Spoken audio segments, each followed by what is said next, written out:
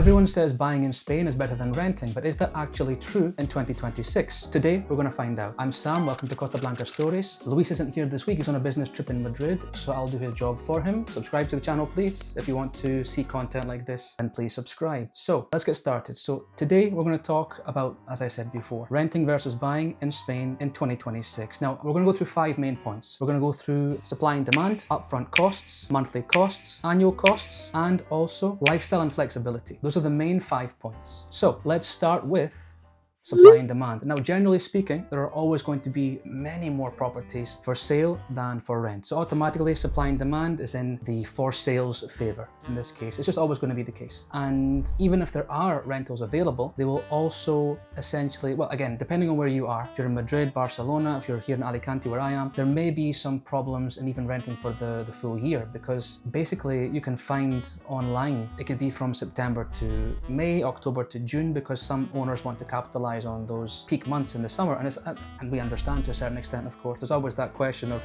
landlord versus tenant, but automatically, of course, supply and demand, as I said before, there are always many more properties available in the for sale side of things as opposed to the renting side of things. So automatically right there's an imbalance. Okay, upfront costs. So of course, to buy a house is much more expensive when it comes to upfront costs, although, you know, they're starting to make that happen with rentals also. But basically for upfront costs with a house in Spain, you essentially need to put down a deposit, right? So most of us will not be cash buyers because it's very hard to pay 100, 200, 300, 400,000 plus for a house. So you'll have to essentially have, the standard for mortgages in Spain is usually 80% for Spanish residents, going as high as 90 if you're lucky. Again, there will always be some cases here and there of an 100% mortgage. I've actually had one before, but it was a very, very rare case, and it came as a big surprise, a nice surprise in fact. It was a big surprise. And so basically, yes, so upfront costs. If you're buying a house, you're going to have to pay at least 10 to 20% for the deposit, and you'll also have to pay around 10% for taxes, notary, and registry. And even for a lawyer, for example, I mean, depending on where you are in Spain, in Alicante, for example, it's 10% for the property tax. In fact, it's going to go down to 9, I think, in June, but for the moment it's still 10. And then of course you have to add maybe 2 or 3% on top of that for notary fees, land registry fees, legal fees, and again, where you're looking to buy, because each part of Spain, each autonomous community has its own ITP, which is the property tax. So right away, of course,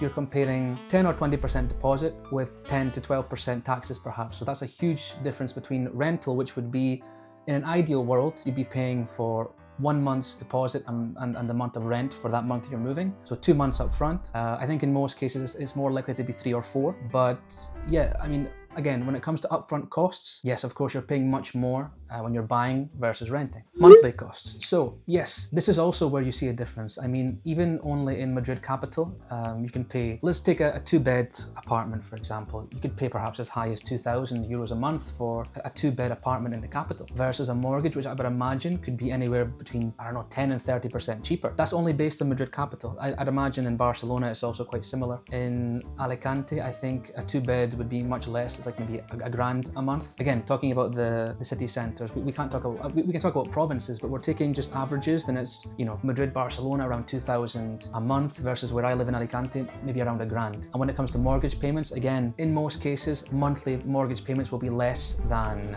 monthly rentals. Okay, so annual costs. Of course, if you're renting, it's 0. I mean, you're not paying anything because you don't own the property. If you do own the property, in many cases, you'll be paying, not in many cases, in every case, you'll be paying the IBI, which is also called the Suma in Alicante, which is the annual council tax, essentially. And that could be, it's usually into the hundreds.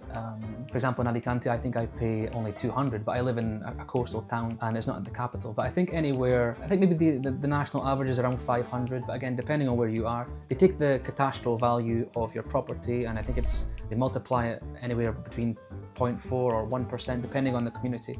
But you're talking hundreds of euros for that. And the same for the community fees. We're also talking hundreds, maybe into the thousands, depending on if you have a pool, gardens, a porter, parking, you know, all of those things. So yes, when it comes to annual costs, of course, as a renter, you're not paying anything. But as an owner, yes, you're paying for the council tax, which is the EB, the community fees. You'll also be paying for, of course, the rubbish collection, which is also perhaps a couple €100 into the bargain. So yes, when it comes to annual costs, renter, I'd imagine you'll pay zero because the house isn't yours. But of course, when you own the house, there are many more costs than if you were renting. Final point, lifestyle and flexibility. Of course, if you buy a house, you're pretty much staying there, you know, unless you want to move, but you have to go through the stress of selling it. So if you're renting, you have the opportunity to move around if you want to. So yeah, in the case of if you're buying a house, of course, you have stability, you're going to be there. But if you want, again, the thing is that nowadays people live differently. So maybe they want to be in Madrid a couple of years, in Barcelona a couple of years after that, Alicante by the coast when they feel like it. So renting does give you freedom and flexibility, but it doesn't give you stability. And that's the whole point, isn't it? It depends completely on what you're looking for. Having gone through all of these things, supply and demand, upfront costs, monthly costs, annual costs, lifestyle and flexibility. Is it better to buy or to rent? Again, that's totally up to the person, you know? For me, I prefer to buy, you know? I think my life, I've been renting and trying to save to buy a property. But it very much depends on where you are in your life. You know, I think it's very common to rent in your 20s when you're quite young and trying to figure out what life is all about.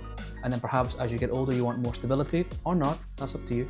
But when it comes down to, is it worth buying or renting in Spain in 2026? It comes down to what you're looking for. There are both pros and cons for both, as we've discussed in this video. So yeah, that's it. I mean, when it comes to your preference, what do you prefer? Do you prefer to rent or to buy? Tell me in the comments. And yes, as I said before, if you are interested in this kind of content, please subscribe to the channel. We'll be posting twice a week with content just like this. Thank you very much. Bye-bye.